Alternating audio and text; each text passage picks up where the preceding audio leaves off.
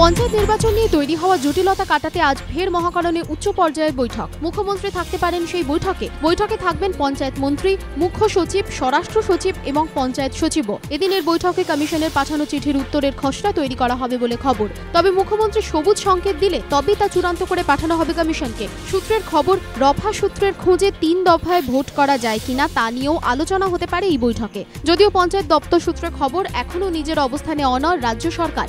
কেন্দ্রীয় বাহিনী দিয়ে পঞ্চায়েত ভোট করাতে রাজি নয় সরকার।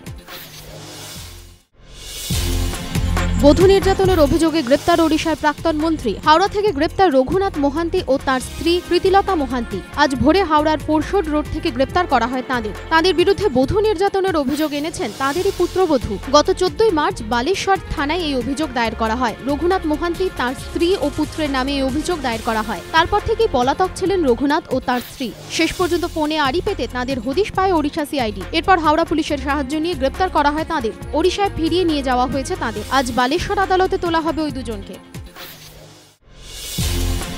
টানা বৃষ্টির জেরে সিকিমে লাচুং যাওয়ার পথে পাহাড়ি রাস্তায় ধস। দুর্ভোগে বহু দেশি বিদেশি পর্যটক। খাবার ও জলের অভাবে চূড়ান্ত ভোগান্তির শিকার। এদের মধ্যে অনেক বাঙালি পর্যটকও রয়েছে। পুলিশ সূত্রে খবর, গতকাল বিকেলে চুংথাং এবং লাচুং এর মাঝে টুং এলাকায় ধস নামে। প্রায় 60টিরও বেশি গাড়ি দুদিকে আটকে পড়ে। খবর পেয়ে ধস সরানোর কাজে হাত লাগায় সেনাবাহিনী। যদিও এখনো পর্যন্ত পরিস্থিতি স্বাভাবিক হয়নি। বৃষ্টির কারণে মাঝে মাঝেই কাজ ব্যাহত হয়। সকাল পর্যন্ত রাস্তা পরিষ্কার না হওয়ায় অনেক পর্যটকই পায়ে হেঁটে চুংথাং ও লাচুং এর দিকে রওনা দিয়েছেন।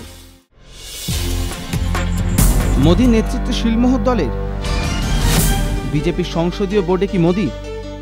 2014 লোকসভা ভোটে নরেন্দ্র মোদীকে সামনে রেখে কি লড়বে বিজেপি? গুজরাতে হ্যাট্রিকের পর নীতিশ কুমারের মতো এনডিএ শরিকদের আপত্তি সত্ত্বেও বারবার সামনে চলে এসেছে অনিবার্য এই প্রশ্ন। এই অবস্থায় 2-1 দিনের মধ্যেই বিজেপির নতুন সংসদীয় বোর্ডের সদস্যদের নাম ঘোষণা করবেন বিজেপি সভাপতি রাজনাথ সিংহ। সূত্রে খবর, দলের নতুন সংসদীয় বোর্ডে সম্ভবত নিয়ে আসা হচ্ছে গুজরাতের মুখ্যমন্ত্রীকে। রাজনাথ সিংহের নতুন টিমে থাকছেন মোদী ঘনিষ্ঠ গুজরাতের প্রাক্তন স্বরাষ্ট্রমন্ত্রী অমিত শাহ সহ আরও বেশ কয়েকজন।